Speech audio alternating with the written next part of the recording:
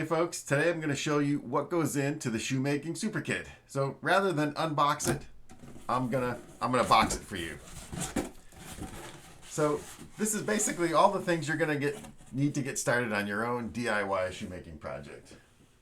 So first things first, you're gonna need your sort of how-to book. The Footwear Pattern Making Design Guide shows you a bunch of information about lasts, but it also walks you through the basic stages for how to make your own shoe pattern. Okay, so that goes in the bottom of the book, in the bottom of the box. Next is a sample shoe pattern. So inside this folder, you're going to find a sample pattern. Again, you're going to have to make your own size, but what this shows you is for sort of the classic sneaker, all the different parts you're going to need to make to actually make a real shoe. So again, what's the footbed look like? What's the eye stay look like? What's the heel counter look like? What's the collar foam look like?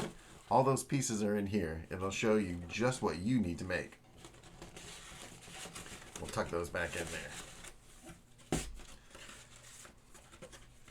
you're a size 9, awesome. You can use this, but for the rest of us, you got to make your own. Tape measure, really useful. Inches, centimeters. On the inside is French stitches and English size. So you're going to need those. When it comes time to put your shoe together, you're going to need a pair of lasting pliers.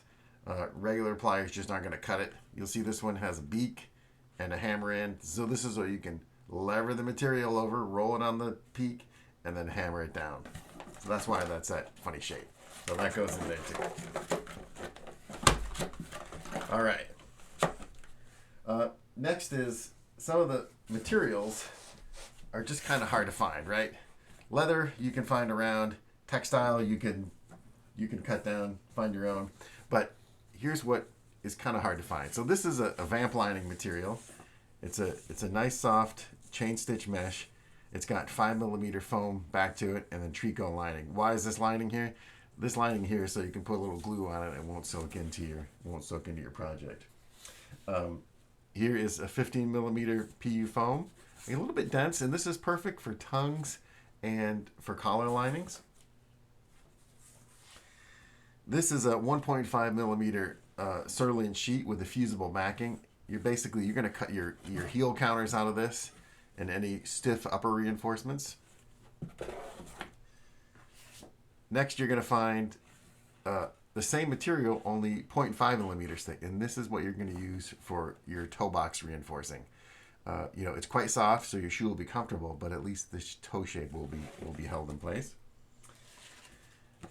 This is a sheet of Super Tough, and you'll see that it's got adhesive backing. Basically, Super Tough is what you're going to need to do any reinforcing, like for punched eyelet holes or metal hardware or difficult seams behind. You sew this in and it won't tear. But it's really easy to peel off cut the part out, steal off the sticky backing, and paste it into place. Again, so that's a sheet of Super Tough. If you're going to make sort of a sneaker style shoe that has a softer bottom, we've got a sheet of Strobel material here. You'll notice it has these lines on it. This is to help you get it lined up perfectly straight from toe to heel. Again, you can use this for stitching on a Strobel bottom or for board lasting if you want to make a softer shoe, or of course combination lasting. That's all covered in the book. One thing here you're going to find now is for board lasting. So this is a 1.5mm fiber board. Again, this is quite stiff for firmer shoes, board lasting operations. This is what you're going to use. Lastly is another sheet of collar lining. Again, this is a double sheet. Perfect for tongue lining or collar lining. You could use this on the tongue face of a shoe also. Again, the front side is a chain knit mesh, 4mm PU foam, and then tricot on the back. So these are all the shoe materials, and again, are a little bit hard to find. Perhaps the most difficult thing to find are lasts and outsoles. So I'm going to show you these together. Here is the rubber cup sole. Again, pretty classic styling. It's got waffle pattern in the bottom. It's got a nice deep bonding margin. Again, kind of low profile, but still enough space to get glue onto. There's a stitch groove here, so you can take your speedy stitcher and sew your upper on once you're done. these come matched. You know, you tell us your shoe size, and we'll get you the right outsole and last together. You put these together, and you'll see that there's a little gap around, and that little gap around is to make space for your upper to wrap. Again, these outsoles are a little bit flexible, so if your upper is a little thicker and it's a little tight, it's okay. Heat it up, stretch it. Just make sure you dry fit it before you glue everything up.